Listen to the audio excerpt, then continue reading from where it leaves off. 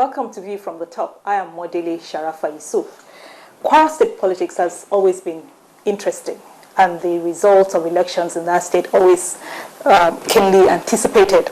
The main reason being that for about 40 years now, you could almost be certain that whoever was backed by the formidable Olusola Saraki political machinery was going to carry the day. But in the last few years, some Kwarans have started to challenge the status quo. The face of what has been dubbed the freedom movement in Kwara State is Mohammed Dele-Belgore, who was the ACN Governorship candidate in the 2011 elections and who fought an acrimonious battle all the way to the Supreme Court to dispute the declared result.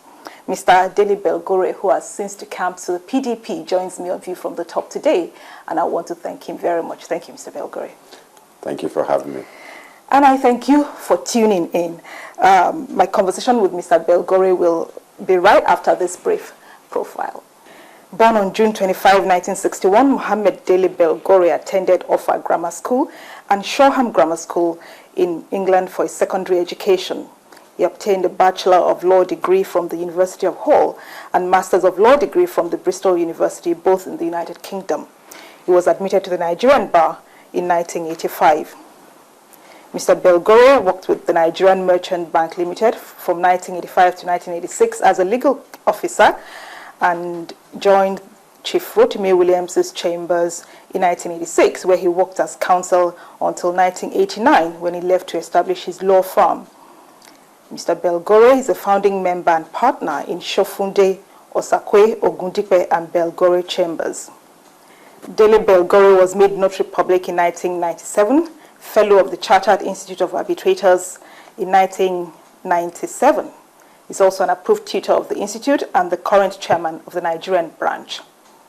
He's also a member of the International Bar Association, Nigerian Maritime Law Association, Nigerian Insurance Law Association, and the Institute of Directors, among others. He became a senior advocate of Nigeria in 2001 at the age of 40, one of the very few to have been conferred with that coveted rank at that age.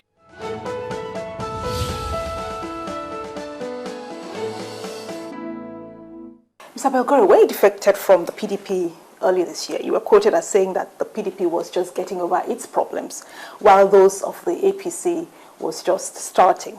Do you feel vindicated by all of the things happening in the APC right now? Absolutely. The APC is a bundle of crises. Right now, you have internal dissections, you have allegations of imposition, which has always been an allegation there. But you have it coming from the very top. You hear talk of internal bickering, and it appears as if the APC, in its stronghold in the southwest, is being outrightly rejected. So all of this indicate our decision. What exactly is breeding this kind of behavior in the party? I mean, you were a founding member of the ACN in your state, and you've been credited with helping to nurture it to the stage where it was when other people defected into it. What exactly is wrong? Well, is it the leadership? I think it's the leadership style.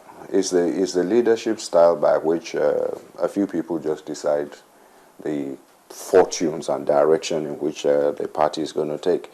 He has his good points, he has his bad points, of course, but generally it is anti-democratic. But then you can decide that is what you want, but you cannot say it is a democratic approach. Having been a member of ACN and having helped to nurture the party to that level, why leave?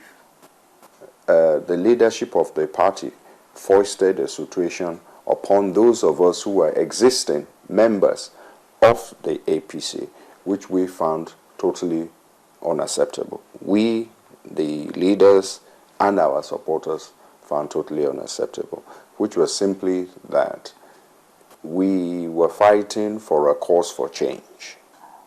Those against those who represented the objects of our cause joined the party.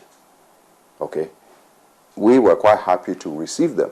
We were quite happy for them to come in to the party and to fight their way out within the party and to stake their claim. If in that process they emerge as leaders of the party, fair and good.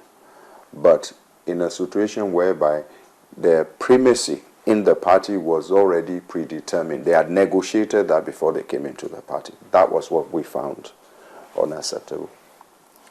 Why is it so important to be in charge of this much talked about structure? No, we're not talking about being in charge of the structure. We're talking about the opportunity to compete. All that had been negotiated away. So it's not about the structure. It wasn't a power-grabbing thing for us. It was an opportunity to compete. Hence, we left and came into the PDP, where there is an opportunity to compete. So is everybody getting along happily in the PDP now? I believe so. I believe so. The PDP in Kwara State is very vibrant, and it's following the national trend in which the PDP is waxing stronger and stronger. As I said, I think you referred to it earlier, the PDP has left its problems behind. Its problems was largely centered around those who have left the party. So from the PDP's point of view, it's good riddance. And you can see it's manifest that they've taken their trouble, all the problems they pose in the PDP, they've taken it to the APC. And that's why there's disarray in the APC now. You still have gubernatorial ambitions, I presume? Well, in the fullness of time, once we would discuss that, maybe in about a few months or a month or so from now, when INEC blows a whistle, we can talk about that. Do you agree with those who say there are no political parties in Nigeria per se? What we have are only platforms for actualizing personal ambitions? Well, we do have political parties.